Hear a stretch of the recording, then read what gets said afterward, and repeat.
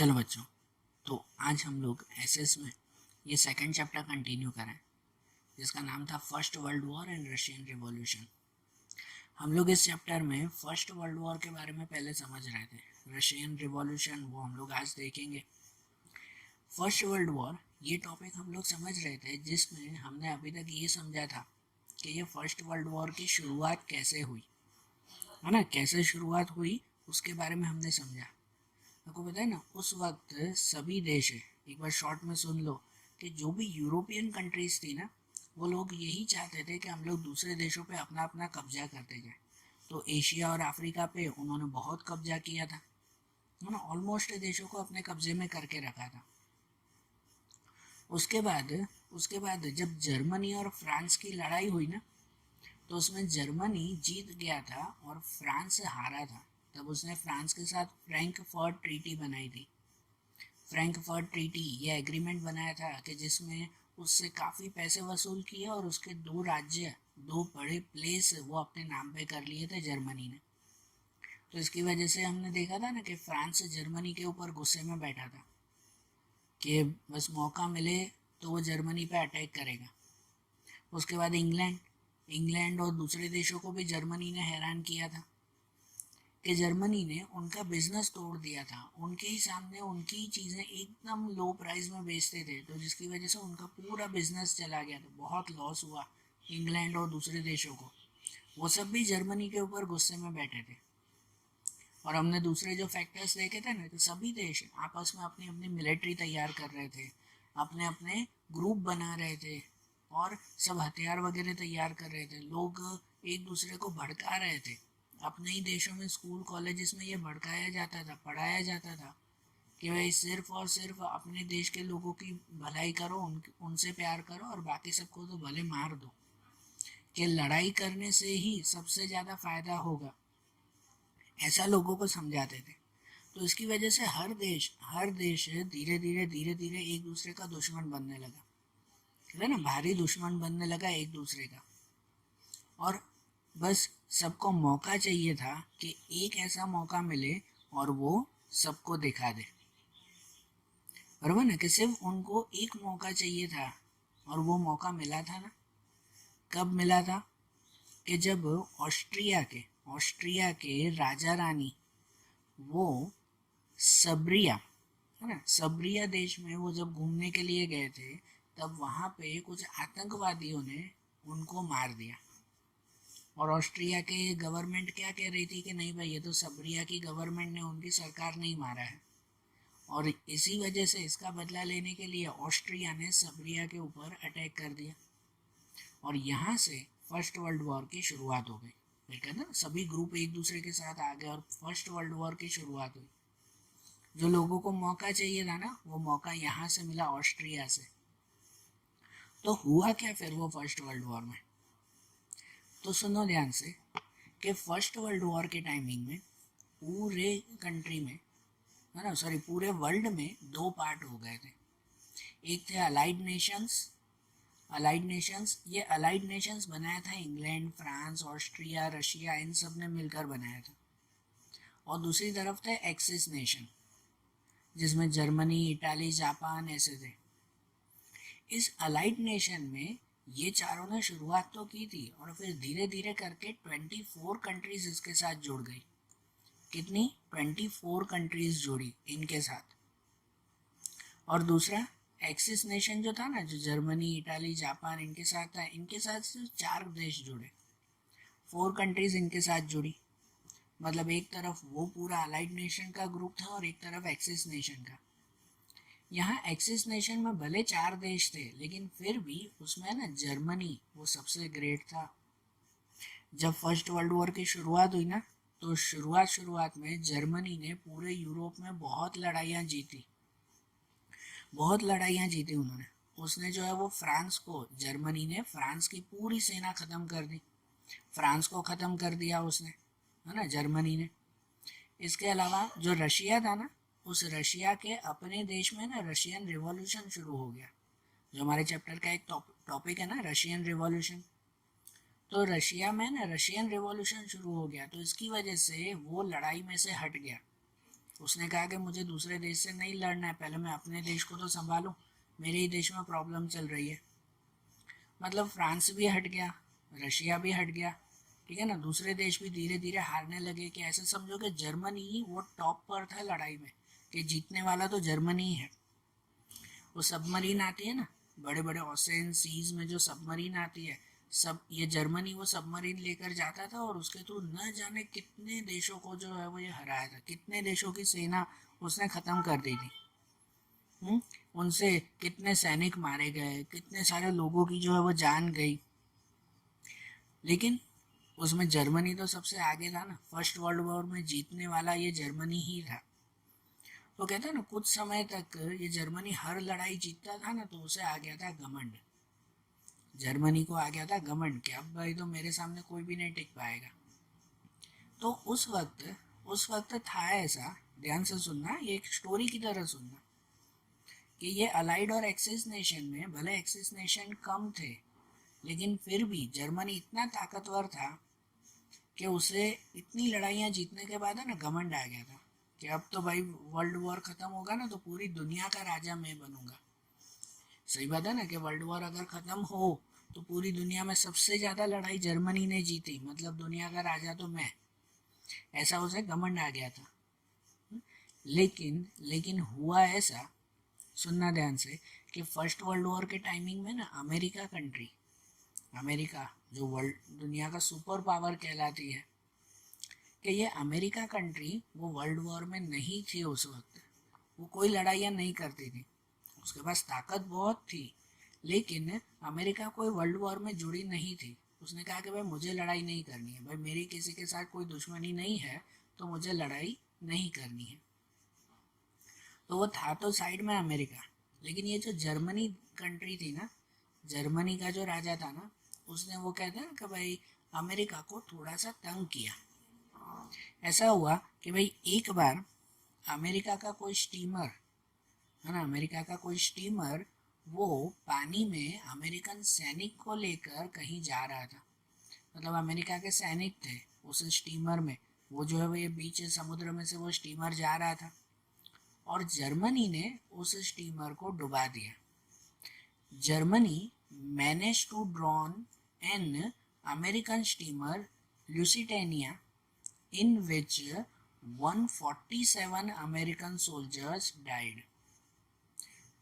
Germany ने, America का एक स्टीमर था ल्यूसिटेनिया, उस स्टीमर का नाम था, इस स्टीमर में 147 उसके अमेरिकन सोल्जर थे, और उस स्टीमर को उसने ड्रॉन मतलब डुबा दिया।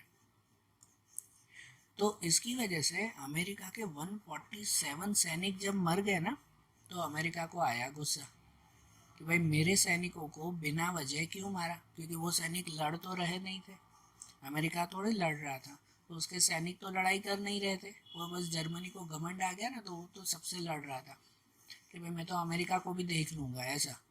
तो उसने जानबूझकर, जैसे नहीं, अमेरिका को तंग करने के लिए उसने उसके ये पूरा का पूरा स्टीमर डुबा दिया। तो अब अमेरिका ऐसा देश है कि आप अगर अमेरिका के एक इंसान को मारो ना, तो वो आकर आपके 10 मार के जाएगा। ऐसी है अमेरिका, है ना, और आज भी ऐसा ही है। अमेरिका में अगर कोई दूसरा देश अमेरिका में आकर एक छोटी सी चीज़ का नुकसान करे ना, तो वो अमेरिका उसके पास जाकर उससे 10 गुना ज़्यादा नुकसान करके आता है। ये सही बात है, वो पहले से ही अमेरिका ऐसा है। तो अमेरिका में 147 सोल्जर्स मारे गए, है ना, अमेरिका के इतने सोल्जर, तो बोलो अमेरिका चुप होने वाला था? नहीं, यहाँ अमेरिका को गुस्सा आया और अमेरिका भी फर्स्ट वर्ल्ड वॉर में एंटर हो गया, वो भी एंटर हो गया फर्स्ट वर्ल्ड वॉर में। तो सोचो वो किसके साथ जुड़ा होगा, एक्सिस नेशन के अलाइड नेशन? तो वो अलाइड नेशन के साथ जुड़ा, अलाइड नेशन के साथ अमेरिका जुड़ गया, क्योंकि एक्सिस नेशन में तो जर्मनी था ना, उसके खिलाफ वो अलाइड नेशन में जुड़ गया अमेरिका। जब वो उसके साथ जुड़ा ना, तो पूरी दुनिया डर गई, क्योंकि अमेरिका, सबको पता था कि ये अगर वर्ल्ड वॉर में आया ना, तो अमेरिका के सामने कोई नहीं टिक पाएगा। तो इस तरफ अमेरिका जैसे ही अलाइड नेशन में जुड़ा, तो पहले ही उसके साथ 24 जितनी कंट्रीज थी, अमेरिका के जुड़ने से उसका पावर डबल हो गया। और दूसरी तरफ एक्सिस नेशन में कोई ज़्यादा देश नहीं थे, इटाली, जापान और दूसरे कोई 4 देश थे। तो ये सब भी धीरे धीरे करके जब उनको पता चला कि अब अमेरिका उसमें जुड़ गया है तो हम तो नहीं टिक पाएंगे, तो जो है वो पहले इटाली यहाँ से निकल कर इसके साथ जुड़ गया अलाइड नेशन में। जापान भी धीरे धीरे इससे निकल कर वो अलाइड नेशन में जुड़ गया। जो बाकी के 4 देश थे ना, वो भी पीछे हट गए, भाई हमें लड़ाई नहीं करनी है, भाई अमेरिका के सामने हम टिकेंगे नहीं, बरोबर ना। तो उसने भी सोच लिया कि हम तो टिकेंगे नहीं। तो फाइनली क्या हो गया पता है, कि पूरी दुनिया इस अलाइड नेशन के साथ हो गई, एक तरफ हो गई जहां अमेरिका आया, और बेचारा एक्सिस नेशन में अकेला बच गया ये जर्मनी। ये वर्ल्ड वॉर की कहानी है, सच में ऐसा हुआ, बराबर था ना। एक मूवी जैसा लगता है कि भाई सब देश एक तरफ हो गए और दूसरी तरफ अकेला जर्मनी बचा। अब सोचो, अब जर्मनी अकेला टिकेगा सभी देशों के सामने, पूरी दुनिया के सामने अकेला जर्मनी देश बचा था। और अमेरिका ने जर्मनी की इतनी खराब हालत कर दी, इतनी खराब हालत कर दी कि ऐसे लग रहा था कि जैसे वर्ल्ड वॉर का पूरा पासा पलट गया। सही बात है ना, पूरा पासा ही पलट गया। क्योंकि जब वर्ल्ड वॉर की शुरुआत हुई थी ना, तब वर्ल्ड वॉर की शुरुआत में तो जर्मनी सभी देशों को हरा रहा था, जर्मनी सबसे टॉप पे था। और अब जर्मनी सबसे पीछे, जर्मनी सबसे बुरी हालत में हो गया। अमेरिका के आने से ये वर्ल्ड वॉर की, जैसे कहते हैं ना, पूरी सिचुएशन बदल गई, जर्मनी एकदम हार गया। यहाँ तक के जर्मन के जो एक सम्राट कहो या वहाँ के जो राजा कहो ना, वो थे कैसर, कैसर नाम के वहाँ के राजा थे। वो राजा तो चुपचाप अपने देश से ही भाग गया, जर्मनी को छोड़कर ही भाग गया कि अब भाई मैं जर्मनी में रहूंगा ही नहीं। इमेजिन तो करो कि वहाँ के जो राजा थे वो भी डर के हार के भाग गए कि अमेरिका वाले आकर पहले मुझे मार देंगे, तो वो तो देश छोड़कर ही भाग गया। मतलब अब जर्मनी में राजा ही नहीं है तो लड़ाई कौन करेगा। मतलब फाइनली ये जर्मनी वो से लड़ाई से हार गया। तो एक तरफ सभी देश हो गए अलाइड नेशन, और दूसरी तरफ एक्सिस नेशन में अकेला जर्मनी बचा था और वो भी हार गया। सो फाइनली वर्ल्ड वॉर खत्म हुई ना वर्ल्ड वॉर। क्योंकि एक तरफ सब अलाइड नेशन का एक ग्रुप बन चुका था जिसमें अमेरिका भी आ गया, अमेरिका, इंग्लैंड, फ्रांस, ऑस्ट्रिया, ये इटाली, जापान, सब वहाँ जुड़ गए, सब अलाइड नेशन में आ गए। एक्सिस नेशन में बचा था अकेला जर्मनी और वो भी हार गया, उसका राजा ही भाग गया, तो वो लड़ेगा कैसे, है ना। तो जर्मनी जब हार गया तो वर्ल्ड वॉर खत्म हो गई, ठीक है ना। मतलब ऐसे कहो तो ये कह सकते हैं कि ये वर्ल्ड वॉर की शुरुआत वो जर्मनी की वजह से ही हुई थी, और वर्ल्ड वॉर का एंड भी इस जर्मनी से ही हुआ, ऐसा ही ना। जर्मनी ने सबसे पहले फ्रांस को हराया था, पहली लड़ाई जब फ्रांस को हराया था तो वो फ्रैंकफर्ट ट्रीटी बनी थी। मैं आपको बोल रहा हूँ बेटा, कल भी बोला था कि ये ट्रीटी याद रखना, बार बार आएगी। जर्मनी ने सबसे पहले फ्रांस को हराया था, तब फ्रैंकफर्ट ट्रीटी बनी थी। तो उसके बाद जर्मनी जो है वो लड़ता ही गया, और आखिरी में ये लड़ाई की शुरुआत समझो जर्मनी से हुई, तो आखिरी में ख़त्म भी जर्मनी से ही हुई ना। वो बहुत बुरी तरह से हारा, है कि नहीं। अब जब वर्ल्ड वॉर ख़त्म हो गया, है ना, लड़ाइयाँ ख़त्म हो गई कि भाई सब देश जीत गए और एक अकेला जर्मनी हार गया। जर्मनी हार गया उस वर्ल्ड वॉर में। तो अब क्या, वर्ल्ड वॉर ख़त्म हो गया तो क्या, कि अब नेक्स्ट पॉइंट आता है effect of first world war. World war ख़त्म तो हो गया, लेकिन उसके क्या इफेक्ट हुए, क्या असर हुई उस वर्ल्ड वॉर की पूरी दुनिया के ऊपर।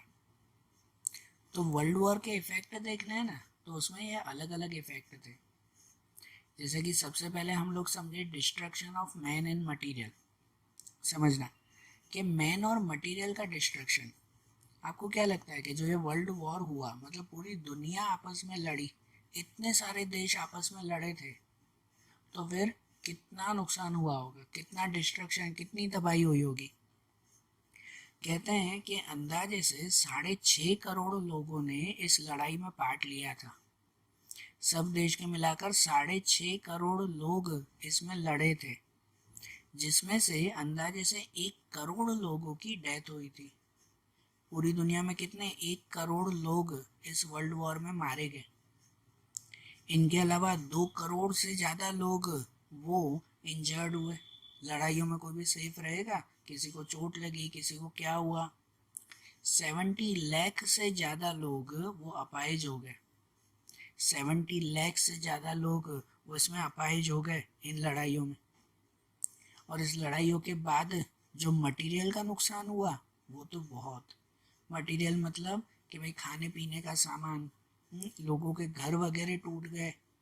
इवन कि जो हथियारों का खर्चा और दूसरे खर्चे, कितना कितना जो है वो ये हद तक कि अगर आप लोग उस वर्ल्ड वॉर का एक्सपेंस अगर गिनो ना कि एक लड़ाई लड़ने में, ये वर्ल्ड वॉर लड़ने में कितना खर्चा हुआ, तो उसकी कोई लिमिट नहीं है। इतने करोड़ों रुपए खर्च हुए उसमें, इतने रुपए खर्च हुए जिसकी कोई लिमिट नहीं। तो ये वर्ल्ड वॉर से आप लोग क्या, आपको क्या लगता है कि भाई जर्मनी हारा, बाकी सब देश जीते, तो ये कोई खुशी की बात थी? नहीं थी वो। इस वर्ल्ड वॉर के बाद बीमारियां फैलने लगी, लोगों में जो है वो ये पैसे नहीं थे कुछ खाने पीने के लिए, है ना। भूखमरा बढ़ने लगा लोगों में, लोग एक दूसरे को मार मार कर खा जाते थे। इतनी खराब हालत भी हुई थी वर्ल्ड वॉर के बाद। तो ये सब इसके इफेक्ट है। सोचो कि वर्ल्ड वॉर खत्म हुआ मतलब सब खुशी नहीं मना रहे थे, उल्टा परेशानियां थी उनको हद से ज़्यादा। इनके बाद सोशल चेंज अगर आप लोग देखो ना, सोशल चेंज तो ऐसा था कि जैसे हमने कल भी देखा था कि जब वर्ल्ड वॉर की शुरुआत हुई ना, तब अपनी अपनी सेना बनाने के लिए हर देश में ऐसा कहा गया था कि हर घर में से एक एक इंसान सेना में भर्ती होगा। बोला था ना कि जैसे जापान है, चीन है, अमेरिका है, इन देशों में तो कंपलसरी हुआ था कि हर देश में से हर घर में एक एक इंसान वो मिलिट्री में जाकर भर्ती होगा। अब मिलिट्री में कौन होगा? मैन ही होंगे ना। वहाँ घर के वुमेन्स, घर की जो लेडीज़ हैं वो मिलिट्री में जमा होगी, लड़कियां जमा होगी मिलिट्री में? नहीं ना, वो तो भर्ती होने वाली नहीं थी, लड़के ही जाने वाले थे, मैन ही जाने वाले थे। तो इसकी वजह से क्या हुआ कि अगर घर के मैन मतलब घर के मर्द अगर जो है वो बाहर लड़ाइयाँ करने जाए, तो घर में कमाएगा कौन? घर में काम कौन करेगा? हर घर में से अगर उनके मैन कंपलसरी मिलिट्री में जाते थे लड़ाइयाँ लड़ने के लिए, तो घर में कमाता कौन फिर? तो क्या होता था पता है? ये सोशल चेंज में आता है कि सभी मैन जो है वो वहाँ जाते थे लड़ाइयाँ लड़ने, और घर पे उनकी वुमेन्स को मतलब कि लड़कियों को, औरतों को कमाने जाना पड़ता था। तो वो घर को संभालने के बाद और जो है वो ये कमाने भी जाती थी, तो इसकी वजह से दोनों के काम की वजह से उनके घर में बहुत प्रॉब्लम क्रिएट हुई। ये समझो कि जब लड़ाइयाँ लड़ी जाती थी तो इसका मतलब ये नहीं कि वो लड़ाइयाँ खाली तो भाई सरहद पे लड़ते थे कि भाई अंदर देश के लोग तो आराम से बैठते थे, नहीं, उन्हें भी ये तकलीफ होती थी कि सभी अगर मैन वो लड़ाइयाँ लड़ने जाते तो कमाने के लिए वुमेन्स जाती, और इनकी वजह से उनकी परेशानियाँ और बढ़ती थी। तो इनसे इनसे जो है वो पॉवर्टी बढ़ती गई, गरीबी बढ़ती गई, अनएम्प्लॉयमेंट बढ़ती गई, नौकरियाँ नहीं मिलती थी उनको, कि बड़ी बड़ी फैक्ट्रियों और उनमें हड़तालें हो जाती थी, कोई काम करने के लिए लोग नहीं थे उसमें। तो ऐसी भी बहुत प्रॉब्लम हुई। दूसरा दूसरा the treaty of Versailles. The treaty of Versailles जो जून 1919 में हुआ। अब एक चीज़ ये समझना, ये पॉइंट बहुत ध्यान से समझना, वर्ल्ड वॉर का ये इफेक्ट ध्यान देना। तो क्या हुआ उस वक्त एक्चुअली अब क्या हुआ? तो देखो, जब कोई भी वॉर ख़त्म होती है ना, कल भी ये पॉइंट मैंने आपको बोला था, कोई भी वॉर ख़त्म हुई तो इसका मतलब ये नहीं कि चलो लड़ाई ख़त्म हुई अब चलते हैं अपने अपने घर पे। नहीं, हर लड़ाई के बाद में एक ट्रीटी बनती है। हर लड़ाई के एंड में एक ट्रीटी बनाई जाती है, मतलब कि एक एग्रीमेंट बनता है कि जो भी हारा हुआ देश है ना, वो जीता हुआ देश जितना बोले उतना उसे देना पड़ता है ना। कि हारे हुए देश को जीते हुए देश को कुछ ना कुछ तो देना पड़ता है ना। ऐसा एक एग्रीमेंट बनता है।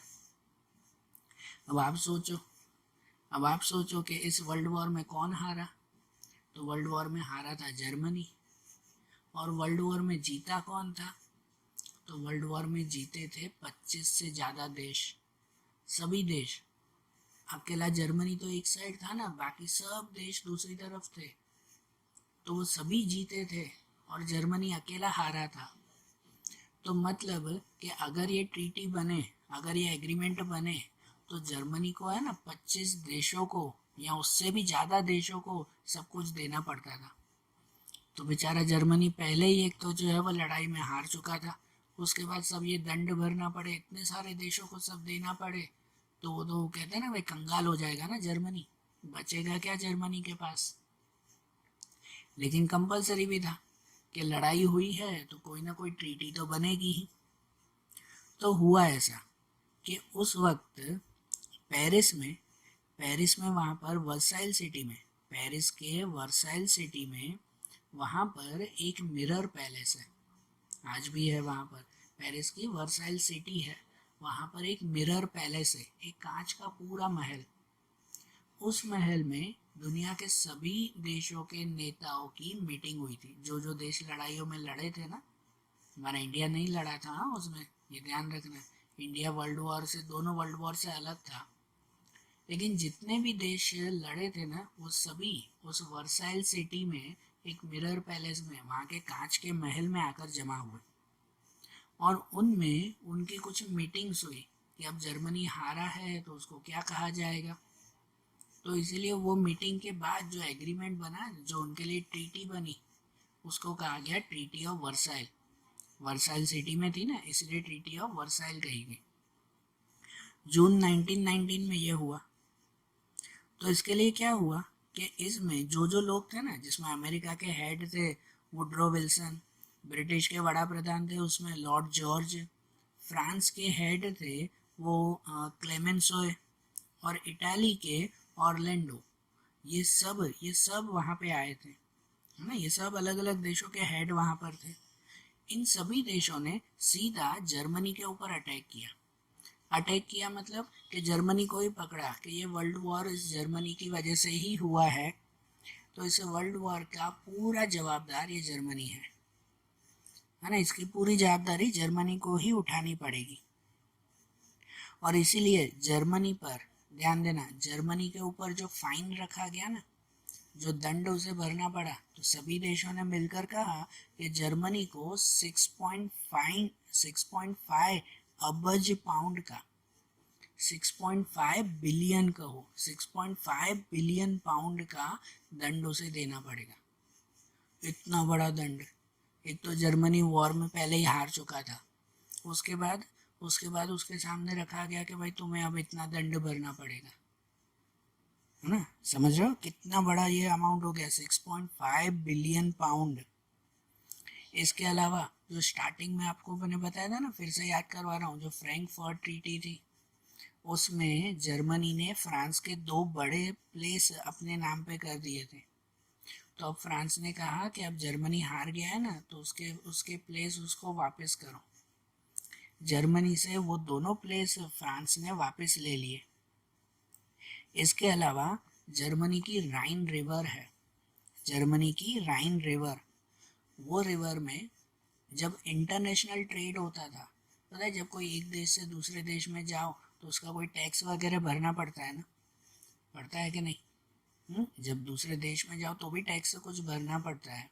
आप लोग यहाँ से एक सिटी से दूसरे सिटी में जाते हो तो बीच में टोल टैक्स नहीं भरते, तो दूसरे देश में जाना हो तो भी तो टैक्स भरना पड़ता है ना। ये उस देश की इनकम होती है। जैसे अगर आपको जर्मनी में जाना हो तो कुछ टैक्स भरना पड़ेगा, ये जर्मनी की सरकार को मिलेगी।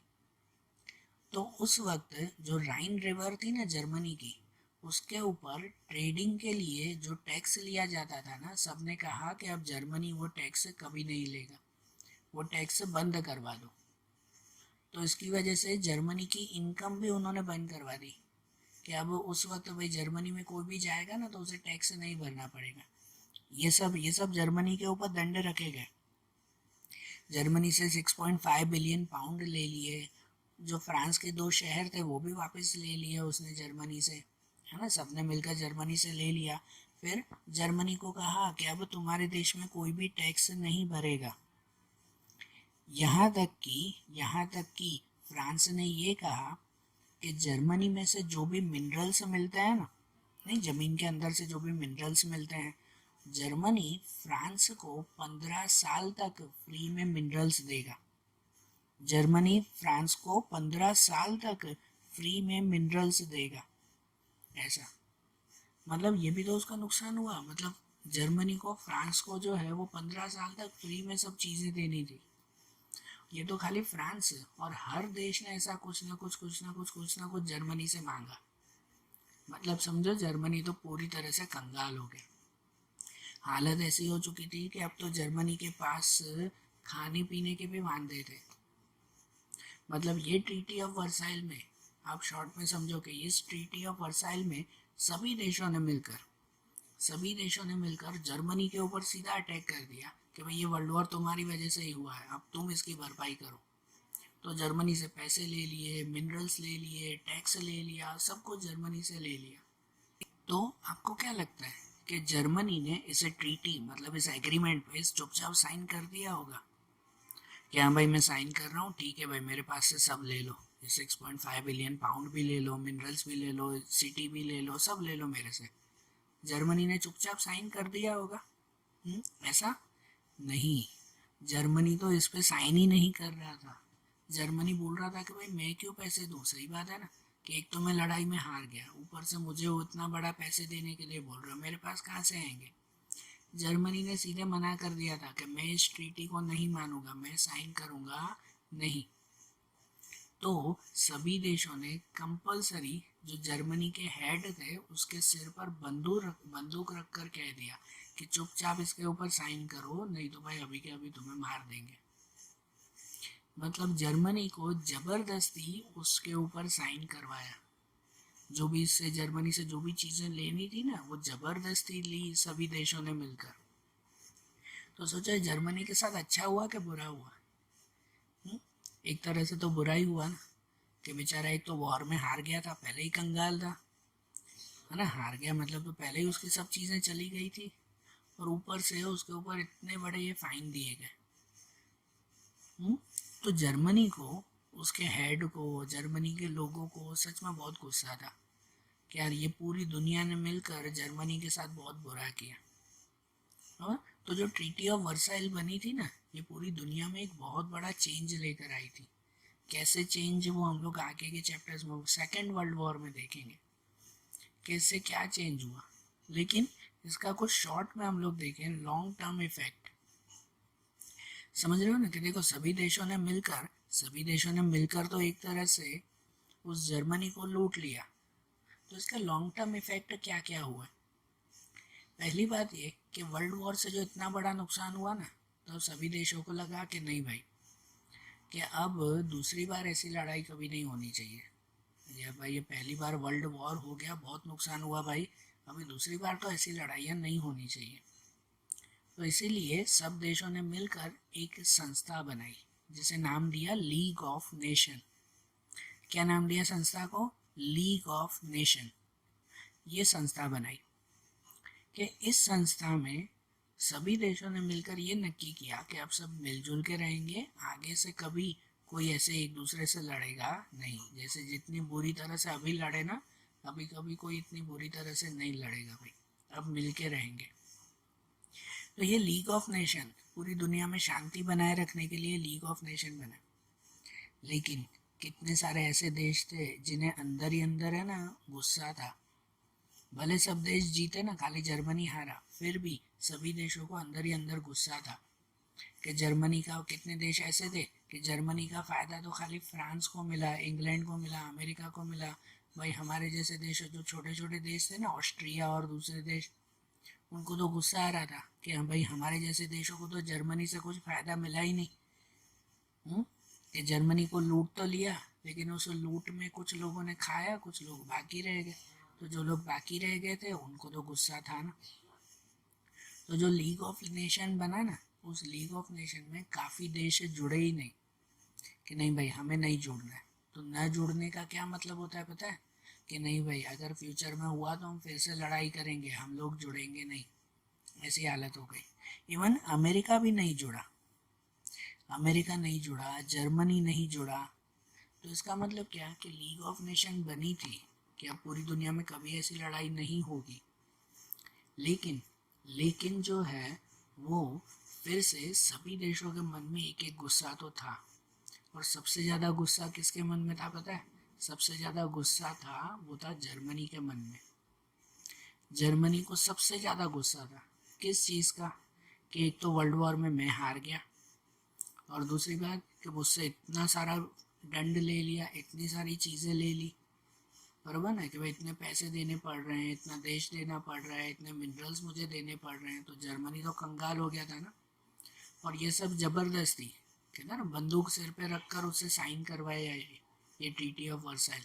तो जर्मनी को गुस्सा था, और इसी वजह से जर्मनी फिर से ये मान के बैठा था कि अब मुझे मौका मिले ना तो मैं फिर से बदला लूँगा। जर्मनी फिर से यही बोल के बैठा था कि अब मुझे मौका मिलेगा ना जब, तो मैं फिर से बदला लूँगा। और ये फिर से बदला लेने की जो शुरुआत थी ना जर्मनी की, इसी की वजह से फिर सेकेंड वर्ल्ड वॉर शुरुआत हुई। सेकेंड वर्ल्ड वॉर इसकी शुरुआत हुई, जो हम लोग आगे के चैप्टर्स में देखेंगे डिटेल में। इसका मतलब सोचो कैसे हुआ।